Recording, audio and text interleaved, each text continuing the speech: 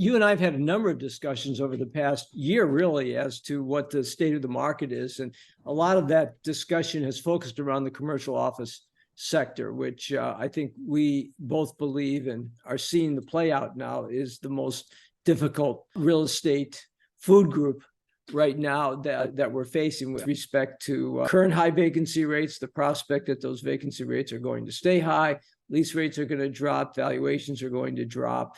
All this as a result, and we've sort of, Doug, we've characterized this, we've documented this in previous videos that we've done, but just to sort of put a summary on it, the markets are in a very difficult place right now, the office market that is around the nation. You can sort of pick your poison. It doesn't really matter whether we're talking about downtown San Diego or New York or Chicago or Atlanta or San Francisco, LA, everybody's sort of in the same place as a result of long-term evolution in terms of how much the amount of office space we need and a compression in terms of the demand for that office space.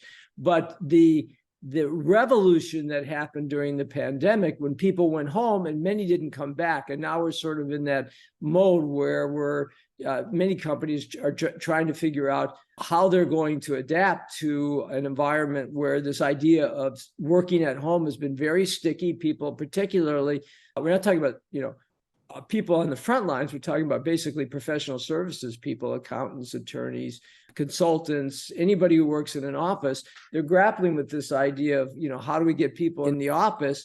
Terms like flex space are often bandied about. But obviously, there's going to be failures in the marketplace, aren't there? There's no question. I mean, this has been, I call it a bit of a slow-moving train wreck because, all the pieces, and we could talk about that later, have really been leading up to this over these last many, many years with, the long-term low interest rates and cost of capital, the amount of liquidity that flooded the markets, the pandemic and the era of forbearance, and then the reality of cost increases that have impacted everybody, not just here, but around the world. And the rates that had to go up in order to counterbalance that. So we are now at this vortex. It's a really strange place because we have these economic issues that are now on a parallel path with all the uses issues that you were talking about.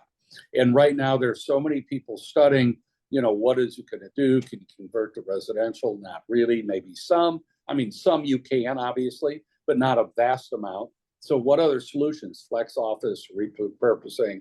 All of these are high points of discussion, all at a point when we have so many loans coming due. I mean, well in excess of $1 trillion over the next few years.